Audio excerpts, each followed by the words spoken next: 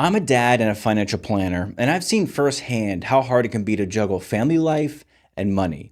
When your kids are young, every month feels like a balancing act between unexpected expenses, daycare costs, saving for the future. It all adds up really fast, right? In fact, raising a child from birth to age 18 now costs an average of $331,933, according to Northwestern Mutual. So in this video, I want to share the 5 money habits that have helped my own family and my clients build lasting financial security without feeling like we're constantly playing catch up. Now, the good news is you don't need to make $1 million to create stability.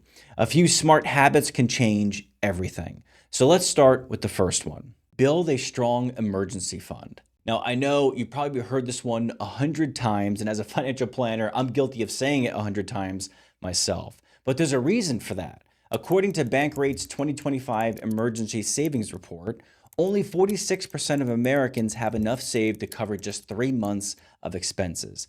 That means more than half the country would be hanging on by a thread if something big happened to them financially. Now, I got a taste of this myself a couple summers back when our AC unit completely died out of nowhere. We had to replace our indoor and outdoor unit for $5,000. And just like that, gone. And we didn't have the full amount sitting in cash either, guys. So we had to put part of it on a credit card, pay half right away, and we finished paying the rest of it the next month. Now, it worked out, but man, it was stressful.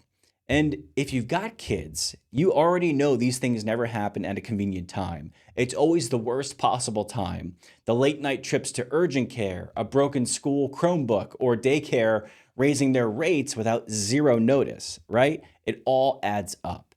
That's where an emergency fund saves you. It's your family's financial cushion. So I'd recommend aiming for 3 to 6 months of essential expenses in a separate high yield savings account, and then you don't touch it. Hopefully you'll never need it, but when life hits you with one of those unexpected surprises, you'll be glad it's there. Number 2, create and stick to a family budget. I know the word budget isn't the most exciting word, but think of it less like being a restriction and more like a roadmap. It's simply showing you where your money is going and whether it's actually taking you in the right direction. A great place to start is just by tracking what's coming in and what's going out every single month. Then break it into 2 simple buckets. The essentials, which is things like housing, food, childcare, and utilities, and the non-essentials, like your streaming subscriptions, eating out, or those random trips to Target that add up pretty fast. It looks something like this. All right, guys, so this is the cash flow template where you can plug in your income, any debt payments that you have, your insurance payments, lifestyle expenses, your investments, and this will automatically calculate if you have a surplus or a deficit on a monthly basis. But going back to where we want to focus for right now is this area right here, which is your lifestyle expenses. So again, keeping track of what's coming in and what's going out and how we're spending our money on a monthly basis. And so we look at the top portion here. We have rent, auto lease, utilities, phone, gas, children's expenses, education, groceries. These are all what I would categorize as essential expenses. And then at the bottom, restaurants, coffee shops, gym, gifting and charity, those are going to be the non-essentials. And so when you break these apart, you can then start categorizing what each of these cost, how often do you pay them? So every month, which is obviously 12 months, 4 times a year, once a year, twice a year. And then this will automatically calculate on an annual basis how much that costs. And then this column just looks at that as a percentage of your income. And so when you build this out, it's just a really great way to get a visual, again, taking a step back from a 30,000-foot view on where your money is going. Once you can see where your money's going, it becomes way easier to make changes. You'll start spotting areas to cut back on and free up cash for bigger, more important goals. Things like building up your savings, paying off debt, or investing for your family's future. Because at the end of the day, guys, a good budget isn't about saying no to everything. It's about making sure your spending lines up with what truly matters most to you and your family. Number 3, get the right insurance in place. I know insurance isn't exactly exciting. Nobody likes talking about what ifs or dying, right?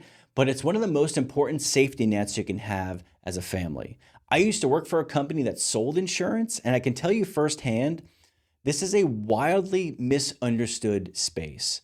Most people either they buy too little, buy the wrong kind, or avoid it altogether because it feels complicated and it's uncomfortable to talk about. But the truth is, without proper insurance, one single event could derail years of financial progress and add a tremendous amount of stress onto your family. And I've seen this happen firsthand. So, at the very least, make sure your family has these types of coverage: health insurance to cover medical expenses. I'm sure most families get this through their employer or a spouse's plan. Then there's life insurance to provide financial support if something happens to you or your spouse, homeowners or renters insurance to protect your home and your personal belongings, auto insurance for accidents or liabilities on the road, and umbrella insurance for extra protection beyond what your home and auto insurance covers. Now, when it comes to life insurance, here's what I recommend. For most young families on a budget, term life insurance usually makes the most sense. It's simple, affordable, and gives you the coverage you need without locking into an expensive lifelong policy. Think of it like renting insurance, okay? You pay for it for a set period of time, maybe 10, 20, or 30 years, and if you don't use it, that's actually a good thing. For example, my wife and I both have 30-year term life policies that we bought about 10 years ago. We pay a small annual premium to keep them active, and by the time we hit 60 years old, those policies will expire. And honestly, I hope they do expire because that means they served their purpose and neither of us had to cash them in. So take the time to review your coverage, compare options, and make sure your family is fully protected.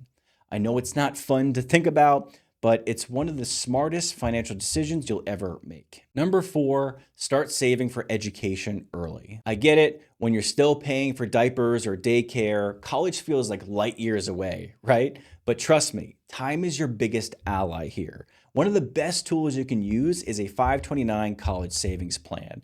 It lets your money grow tax-free when used for qualified education expenses. And it's not just for college anymore. You can actually use it for K through 12 tuition, community colleges, or trade and vocational schools too. Even small, consistent contributions can make a big difference over time due to compounding interest. So start with what you can, even if it's 50 bucks, $100 a month, and just build the habit.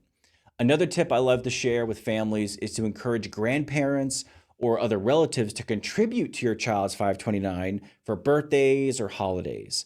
It's a meaningful gift that grows over time and helps teach your kids about saving and investing rather than buying another toy that they probably already have 5 versions of and they'll only play with for the next month or so.